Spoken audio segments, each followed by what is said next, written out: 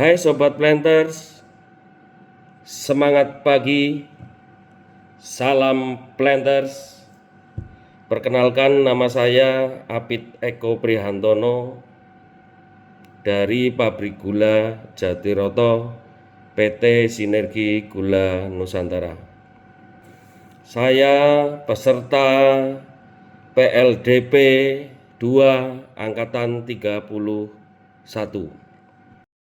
Pada video kali ini saya akan membahas tentang modul fungsional.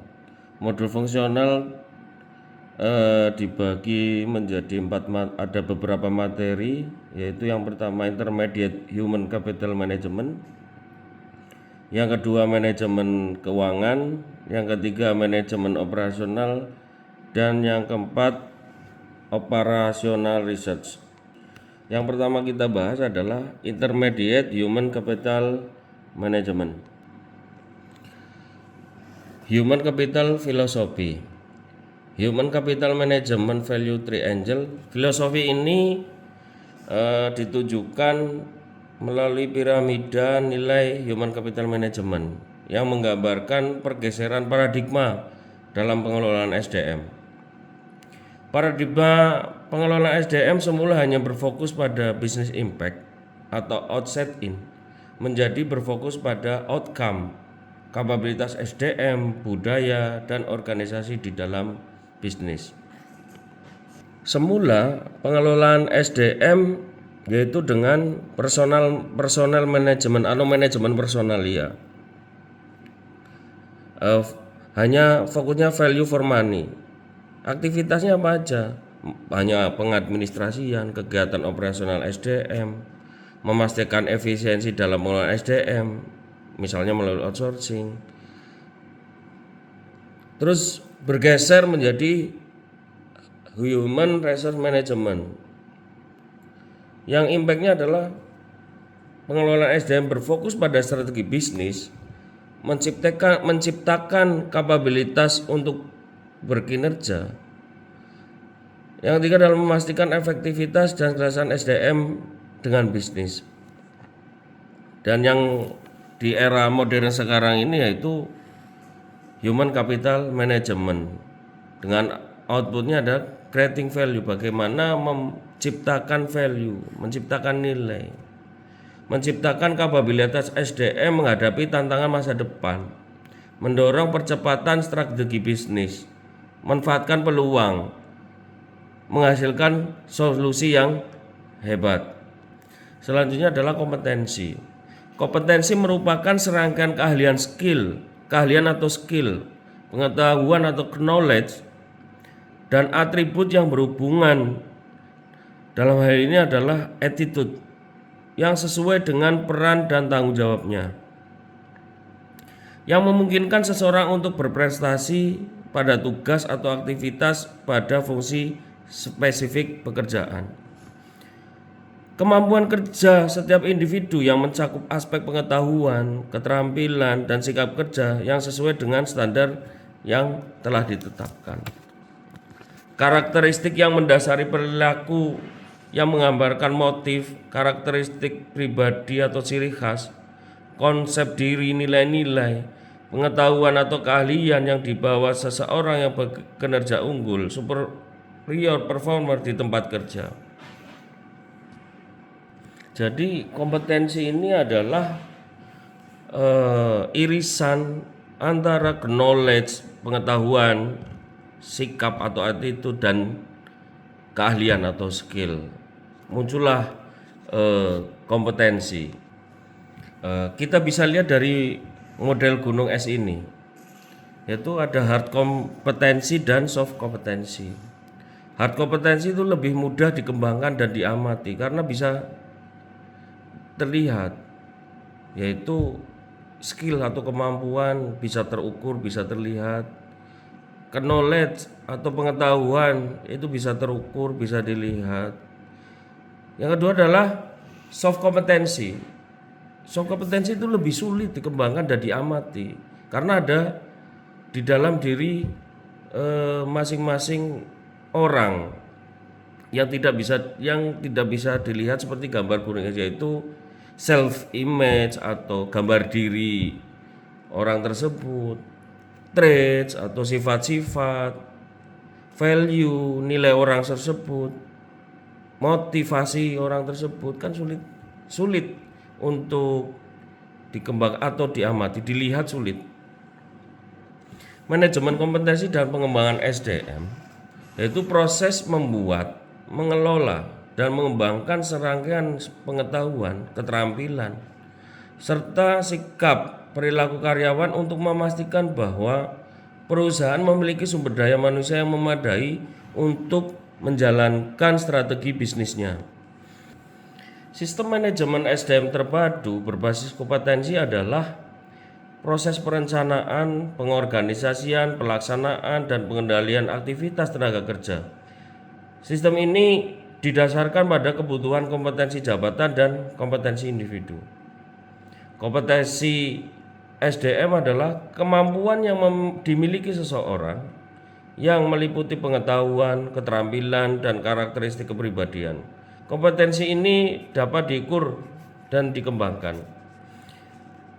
Penerapan sistem manajemen SDM berbasis kompetensi dapat membantu perusahaan mencapai tujuan dan sasarannya. Beberapa komponen atau tahapan dalam sistem manajemen berbasis kompetensi adalah yang pertama adalah rekrutmen dan seleksi. Tahap selanjutnya adalah training need analysis atau analisis kebutuhan untuk pelatihan. Setelah diketahui kebutuhan pelatihan yang dibutuhkan oleh karyawan adalah bagaimana membuat pelatihan dan pengembangan untuk karyawan. Setelah dilatih dan dikembangkan, diharapkan karyawan itu dapat meningkatkan performanya atau kemampuannya, sehingga performa manajemen dan kompensasinya, performa manajemennya meningkat. Yang selanjutnya yaitu manajemen talent management dan succession planning. Tahap terakhir adalah bagaimana pengembangan karir karyawan tersebut setelah dilakukan training, development, pengembangan, dan sebagainya. Bahasan selanjutnya adalah manajemen keuangan. Pengertian manajemen keuangan. Manajemen keuangan adalah serangkaian upaya yang dilakukan oleh perusahaan dalam perolehan dan penggunaan dana yang dilakukan secara optimal sehingga dalam memaksimalkan value bagi pemegang saham.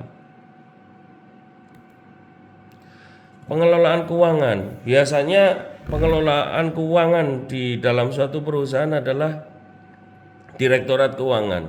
Di bawahnya Direktorat Keuangan ada divisi atau bagian akuntansi, bagian keuangan, bagian anggaran, dan bagian verifikasi. Mengenal laporan keuangan. Setiap pejabat perlu memahami kondisi keuangan sebagaimana informasi yang tercatat dalam laporan keuangan.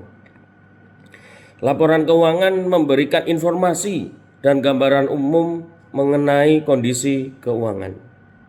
Informasi yang tercatat dalam laporan keuangan akan dianalisis, yang hasil analisisnya akan membantu manajemen dalam mengambil keputusan. Apa sih jenis laporan keuangan itu? Yang pertama yang perlu diketahui adalah yang pertama laporan posisi keuangan. Yang kedua laporan laba rugi. Yang ketiga laporan arus kas. Yang keempat laporan perubahan ekuitas. Dan yang terakhir adalah laporan keuangan internal. Laporan keuangan yang disusun menurut standar akuntansi adalah laporan posisi keuangan, laporan laba rugi, laporan arus kas, dan laporan perubahan modal atau ekuitas. Standar akuntansi yang diacu oleh pelaporan keuangan bisnis di Indonesia adalah PSAK atau Pernyataan Standar Akuntansi Keuangan. Laporan keuangan internal disusun menurut kebutuhan internal manajemen perusahaan. Laporan keuangan internal, setiap perusahaan mempunyai laporan keuangan yang disusun untuk memenuhi kebutuhan internal perusahaan. Standar pengukuran dan penyajian ditentukan oleh masing-masing perusahaan. Beberapa jenis internal report yang ada di perusahaan yaitu cost report.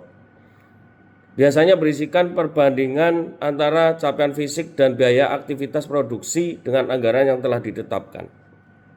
Yang kedua adalah revenue report. Biasanya berisikan perbandingan antara pendapatan per segmen perusahaan dengan anggarannya. Yang ketiga, unit profitability report. Biasanya menampilkan ringkasan capaian pendapatan, biaya, dan laba perusahaan dibandingkan dengan anggarannya. Konsep modal kerja. Net working capital, modal kerja bersih, yaitu perhitungannya aset lancar dikurangi utang lancar.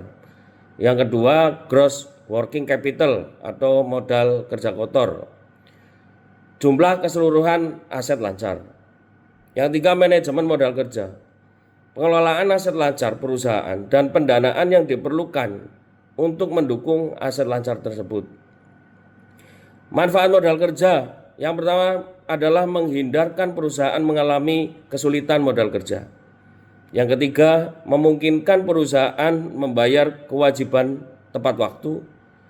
Dan yang ketiga, memungkinkan perusahaan melaksanakan operasional perusahaan dengan lancar. Jenis modal kerja itu ada dua, yaitu yang pertama permanent working capital atau modal kerja permanen. Modal kerja yang selalu harus ada dalam perusahaan agar dapat menjalankan operasional perusahaannya dengan lancar. Yang kedua, variable working capital atau modal kerja variabel. Modal kerja yang selalu harus ada dalam perusahaan agar dapat menjalankan operasional perusahaannya dengan lancar.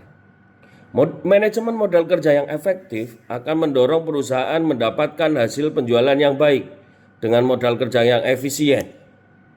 Selanjutnya adalah analisis investasi. Analisis investasi menilai kelayakan ekonomi dari usulan investasi.